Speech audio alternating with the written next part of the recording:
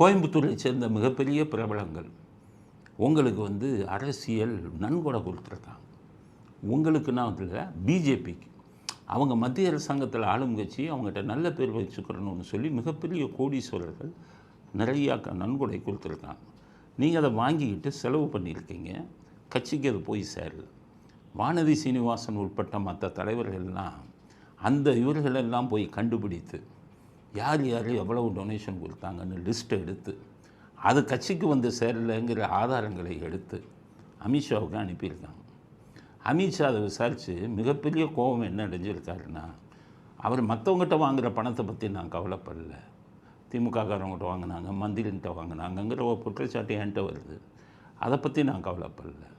நம்ம கட்சிக்கு கொடுத்த இந்த நன்கொடையை வந்து அவர் வந்து எப்படி எடுக்கலாம், அது கட்சிக்கு தானே வந்து சேரணும் அப்படின்ட்டு அந்த சம்மந்தப்பட்டவர்கள்ட்டெல்லாம் விசாரணை பண்ணி அந்த பணத்தை அண்ணாமலையிடமிருந்து திரும்ப வாங்க வேண்டும் அப்படிங்கிறதுல அமித்ஷா ரொம்ப உறுதியாக இருக்கிறார் அப்படிங்கிற செய்தி வந்திருக்கு.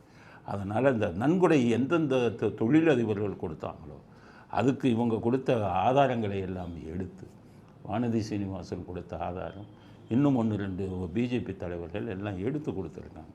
அதை வச்சு அந்த பணத்தை அண்ணாமலையிலிருந்து மீட்கணுங்கிறதுல அமித்ஷா மிகவும் உறுதியாக இருக்கிறார், மிகவும் கோபமாக இருக்கிறார். அதற்கான விஷயங்களை அவர் செய்து கொண்டிருக்கிறார் அப்படிங்கிற செய்தியும் அதாவது உறுதிப்படுத்தப்பட்ட தகவல்கள் வந்துக்கிட்டு இருக்கு. அதனால் அண்ணாமலைக்கு இனி பிரச்சனைகள் அதிகமாகும். நீங்கள் தயவு செய்து இந்த கூட்டணியை பற்றி பேசாதீங்க, கூட்டணியை கெடுக்காதீங்க, அது நாட்டுக்கு நல்லதல்ல.